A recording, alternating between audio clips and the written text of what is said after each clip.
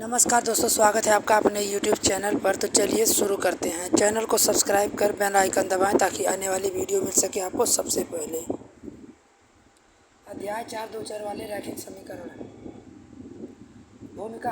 पिछली कक्षाओं में आप एक चर वाले रैखिक समीकरणों का अध्ययन कर चुके हैं। क्या आप एक चर वाला कोई रैखिक समीकरण लिख सकते हैं? आप कह सकते हैं कि x + 1 = 0, x + √2 = 0 और √2i + √3 = 0 एक चर वाले रैखिक समीकरणों का उदाहरण है।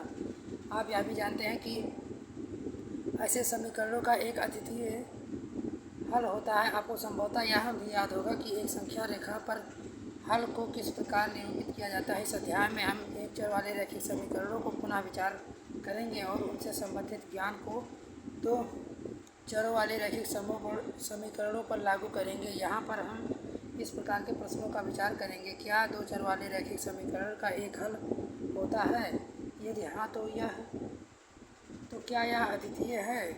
कार्तीय तल पर हल किस प्रकार दिखाई दे पड़ता है? इस प्रकार के प्रश्नों का अध्ययन करेंगे और अध्याय 3 में बताई गई संकल्पनाओं का भी प्रयोग करेंगे। रैखिक समीकरण। आइए पहले हम यह देखते हैं।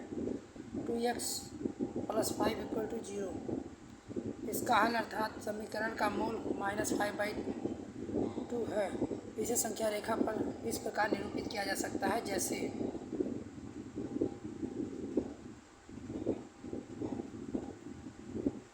यह दो चर वाले रैखिक समीकरण का एक उदाहरण है। यहाँ परंपरा रही है कि इस प्रकार के समीकरणों के चरों में x और y के प्रकट किया गया है, परंतु अन्य अक्षरों का भी प्रयोग किया जा सकता है। दो चर वाले रैखिक समीकरणों के कुछ उदाहरण हैं।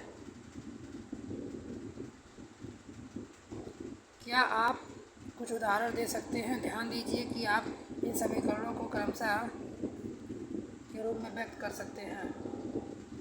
अतः उस समीकरण को जिसे ax + by + c = 0 के रूप में व्यक्त किया जा सकता हो, जहाँ a, b, c वास्तविक संख्या हो और a, b दोनों शून्य नहीं हो, दो चर वाले रैखिक समीकरण कहा जाता है। प्रश्नावली 4.1 रैखिक समीकरण का हल। आपने देखा कि एक चर वाले प्रत्येक रैखिक समीकरण का एक अद्वितीय हल होता है। दो चर वाले रैखिक समीकरण के हल के बारे में आप क्या कर सकते हैं? क्योंकि समीकरण के दो चर हैं, इसलिए हल का अर्थ होता है x y उन मानों का युग्म जो दिए हुए समीकरणों को संतुष्ट करते हैं। आइए हम समीकरण 2x + 3y = 12 लें।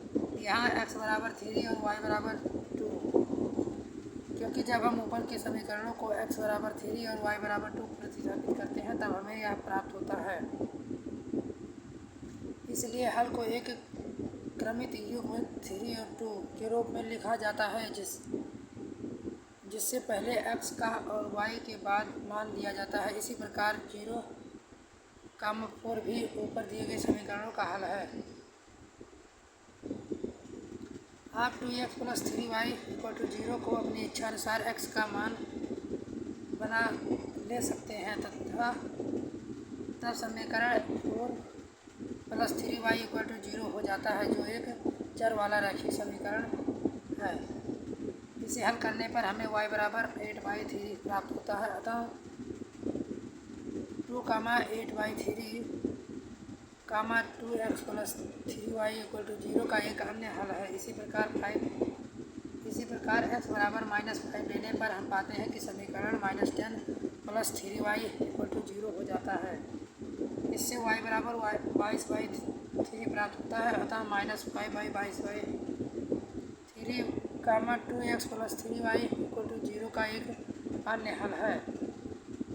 इसलिए दो चरों वाले रैखिक समीकरण के भिन्न हलों का कोई अंत नहीं होता है। कहने का अर्थ यह है कि दो चर वाले रैखिक समीकरण के अपरिमित रूप से अनेक हल होते हैं।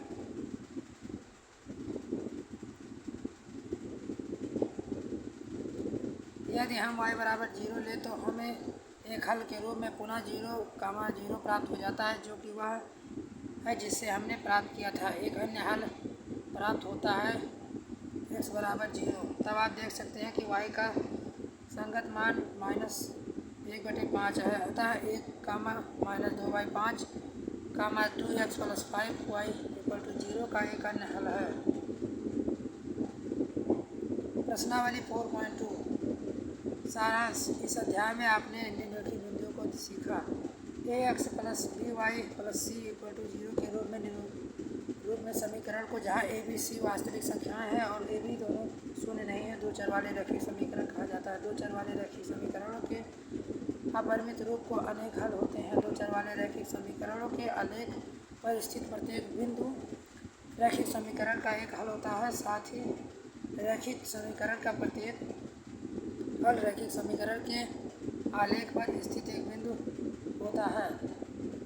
चैनल को सब्सक्राइब कर बेल आइकन दबाएं। मिलते हैं नेक्स्ट वीडियो में, तब तक के लिए जय हिंद जय भारत।